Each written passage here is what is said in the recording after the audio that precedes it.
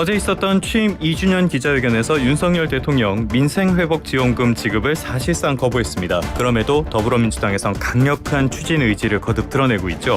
특별법 이야기까지 청취자 여러분도 듣고 계시다가 가서 보고를 했어요. 예. 그때 2022년이고 지금하고 뭐 크게 차이가 나는 상황은 아니었죠. 모든 상황이. 그러니까 선물을 주듯이 새로 집권한 대통령에게 추경을 예산을 그렇게 수십조 원을 가지고 갔는데 지금 민생회복지원금 13조 원 추경이 안 된다는 것은 잘못된 생각이고요. 특히 이제 GDP 성장률 가지고 이야기를 하는 것이 예.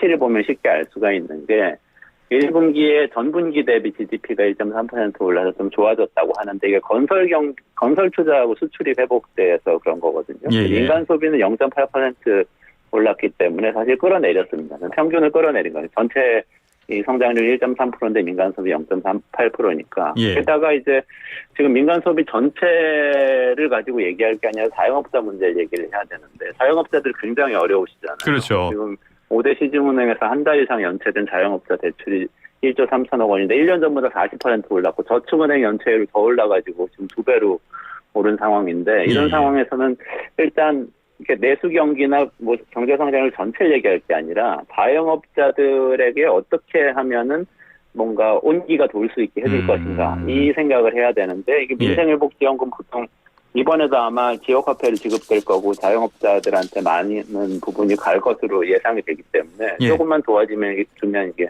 온기가 퍼질 수 있는 상황이라고 봅니다. 그러니까 민간 소비 쪽에 약간 안 좋은 게 GDP 상으로는 착시 효과가 있어가지고 좀 혼란되는 부분이 있는 건 맞는 것 같아요.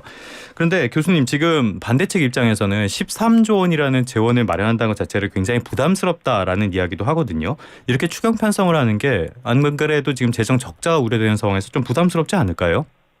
그게 언어 도단인 이유가 뭐냐면요. 예. 이미 이번 정부가 부자 감세로 엄청나게 돈을 풀고 있기 때문에 그렇습니다. 말씀대로 올해 80조 원 적자가 예상된다고 이미 정부가 발표를 했는데 작년에 고소득자 대상의 이 조세 지출이라는 게 쉽게 말하면 이제 연말정산으로 돌려받는 거 생각하시면 됩니다. 이게 예. 세액 감면인데 이 액수가 14조 6천억 원이었습니다. 그러니까 작년에. 예. 그러니까 2년 전보다 4조 원 늘어난 거거든요.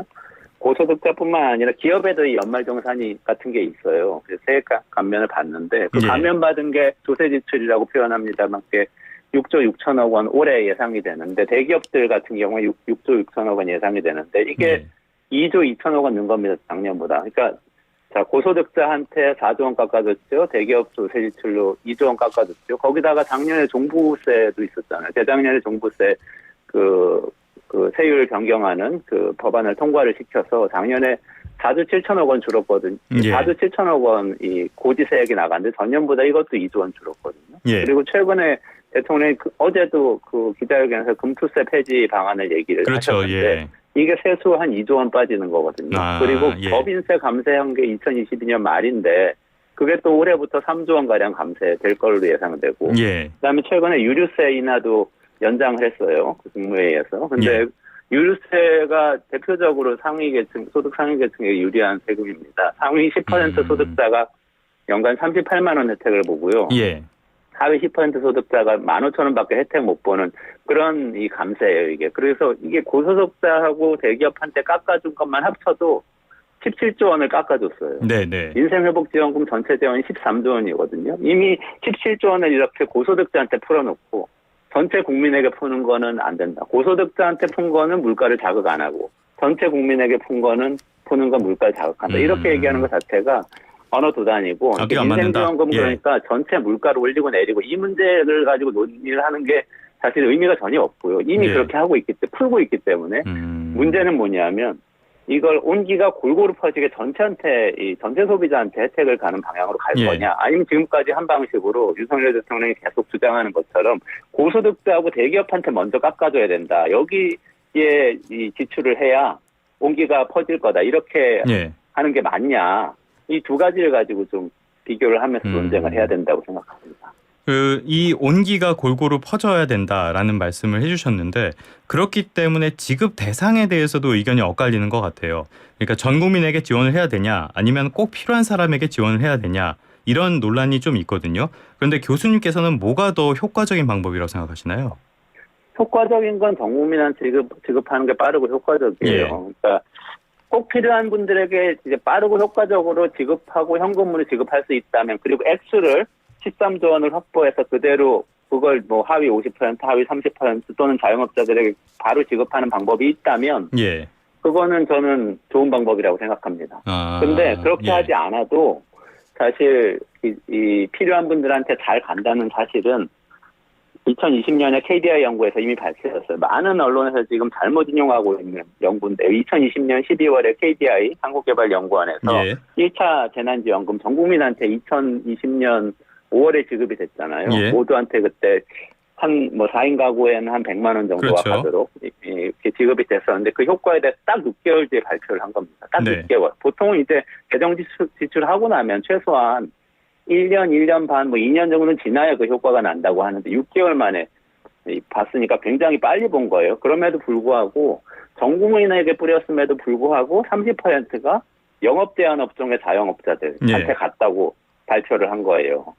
그러니까 100을 모든 사람한테 뿌렸는데 꼭 필요하다고 생각하는 사람한테 30이 갔다. 예. 이거는 저는 굉장한 이 정도면 효과였다고 충분하다. 생각합니다. 아, 네네네. 예. 그러면 이게 무슨 뜻이냐면, 많은 다른 분들 70%에 해당하는 소비자들은 그 돈을 빚을 갚았거나 또는 저축을 했다가 나중에 소비를 했거나 이런 방식으로 이제 자기 이 가게 예. 경제를 확충을 했을 거예요. 개선을 했을 거고, 꼭 필요한 사람들에게도 그럼에도 불구하고 30%가 갔다. 네. 이런 결과가 나왔던 것이기 때문에 그것도 바로 6개월 만이잖아요. 예. 이게 이제 현금의 특성 때문에 그런 건데, 현금은 어쨌든 지급하면은 바로 쓸 수 있기 때문에 빠릅니다. 근데 예를 들어서 재정 지출을 다른 방식으로 하면요. 예를 들면 건설 공사를 벌이거나 그러면 건설 회사한테 일단 돈이 가야 되죠. 건설 그렇죠. 회사에서 고용을 할 때까지 시간이 걸리죠. 고용을 한 사람이 월급을 받아서 그걸 쓰기까지 또 시간이 걸리죠.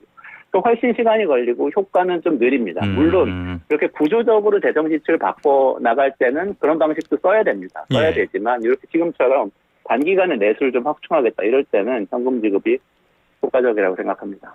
그렇게 효과적이라고 보신다면은 지금 거론되는 25만 원 이거보다 더 많은 금액을 지급한다라는 것도 동의하시나요? 그건 좀 고민을 해봐야 될 것 같아요. 저는 13조 원 25만 원이라면은 예. 전혀 사실 거의 물가에 대한 영향도 거의 아주 크지 않을 것이다. 제한적으로 예. 부담이 없고, 사실 지금 재정 상황을 보더라도 큰 부담이 없는 선이라고 생각을 하고요. 더 네. 높아지는 거는 이제 구조적으로 그게 어떤 영향을 줄지 좀 논의를 더 해봐야 될 것 같습니다.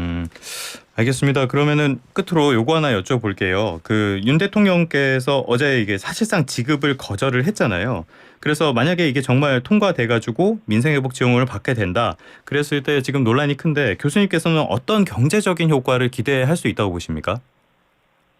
그러니까 기본적으로 내수 확충인데요. 네. 저는 그 윤석열 대통령이 좀 국민의힘에서 좀 더 역할을 해줘도 좋을 것 같고, 전향적으로 검토를 해주시면 좋을 것 같아요. 예. 국민의힘에서 지난 2020년 총선에서도 저기 50만 원 이 국민 재난지원금 지급을 공약을 하기도 했었고요. 네. 그때 김종인 비대위원장 세대였지만, 그리고 윤석열 대통령도 사실 현금 지급 자체에 대해서 부정적인 코멘트를 요즘은 계속하지만, 예. 사실 저출생 문제 해결하겠다고 하면서 부모급여 도입을 한 정권이 지금 윤석열 정권이거든요. 부모급여 네. 아이 태어나면 이제 0세 1세에 100만 원, 70만 원 현금을 지급하는 건데요. 현금 지급에 대한 효과를 알고 있는 거죠. 그렇기 때문에 만약에 정말 이게 말씀하신 대로 협치를 하겠다는 생각이시면 예. 선별 지급하는 방법이 있을 수도 있다고 생각합니다. 선별 지급이라도 현금 지급을 최소한 13조 원 이상의 이 수치만큼 좀 예산을 확보해서 할 수 있으면 자영업자들한테는 굉장히 큰 도움이 될 것 같습니다. 그러니까 전체적으로 다 주는 것을 반대한다면은 선별 지급을 하는 거라도 그거라도 효과는 있을 것이다. 이렇게 보시는 그렇죠. 거죠. 그러니까 사실은 2020년에 1차 재난지원금 지급한 다음에 2차, 3차 재난지원금이 무산이 됐거든요. 예. 그다음에 자영업자들한테 간 게 빚이에요, 빚. 그때 정부 예산으로 엄청나게 많은 정책 자금을 지원을 했고, 그게 부채로 지원한 거죠. 근데 그때 빚낸 자영업자들이 지금 다 어려운 겁니다. 그러니까 정부가 사초한 거예요, 지금 자영업자들의 어려움은. 그때의 실패를 되풀이하지 말고 빚이 아니라 그 현금 지원을 통해서 소비를 통해서 지원이 갈 수 있도록 해줘야 된다고 생각합니다. 알겠습니다. 어제 오늘 해가지고 민생 지원금에 대한 찬반 입장 들어봤는데요. 결론은 청취자 여러분들께 맡기도록 하겠습니다. 지금까지 이원재 성공회대 교수와 함께 이야기 나눠봤습니다. 교수님 오늘 말씀 고맙습니다. 네, 고맙습니다.